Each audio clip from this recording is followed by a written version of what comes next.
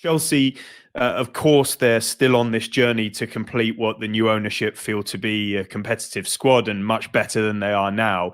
And, I think their intention is to be judged at the end of the next summer window. So like September the 1st.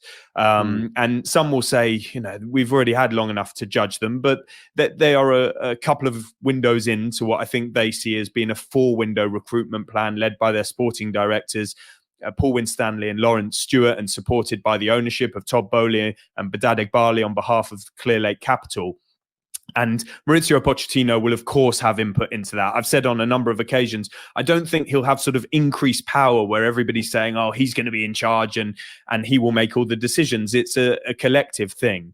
And in this particular window, I think they're obviously looking and active, but you would expect a forward to come in either January or the summer. Not inconceivable that they strike a January agreement for a player to arrive in the summer.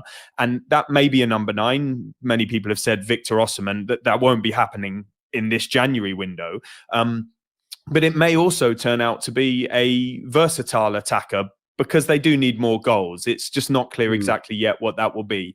And then in the defensive department, in the summer, Thiago Silva is going to be out of contract, and they're not expected to renew that deal. So they'll be looking to bring in that position. They've been linked just in recent days with Jean-Claire Todibo, who hasn't, from Nice. But that's not one I expect to be happening in the January window for Chelsea. So yeah, that attacker and some defensive reinforcement is going to come. We just don't know whether it be now or 6 months down the line. There could be some outgoings, of course. We've seen the likes of Chalobah, who's not playing, and there's interest in him from around. Could Gallagher go? I can't believe that's this. one that I was going to come on to talk about. Really interesting situation, and many people sort of react incredulously to this, but we've got to look at it quite clinically, whether supporters like it or not. He's out of contract in the summer of 2025. Chelsea, like many clubs, are taking this stance of you need to sign a new deal or we're going to have to trade you. There's no sense that a new deal is close at this point in time, which would bring him to the point of 12 months to go in the summer if a deal can't be struck.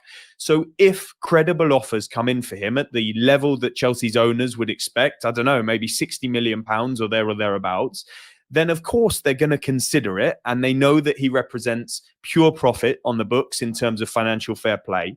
And also, they are well stocked in that area. They've got a sort of, not an embarrassment of riches, but they've got plenty in terms of Moises Caicedo, Enzo Fernandez, Carney Chukwuemeka, Leslie Ugochukwu. And so it's not like Conor Gallagher is the only player in there where he would be in other positions. He's played fantastically. Everything I hear is that their best player in there. Yeah, he's been great. The manager obviously loves him. I hear the hierarchy can't fault him as a player or professional, but sometimes this does come down to economics. Maybe they'll have something to think about in January, but maybe they won't. It depends what comes forward. People have rightly pointed out that Tottenham retain an interest in him. They tried to sign him in the summer window. They may come back again, but to go to that level that I mentioned, around 60 million, Tottenham are going to need to shift some significant players to raise the money for it. And then where else do you look? Newcastle have been linked in the past, but their financial fair play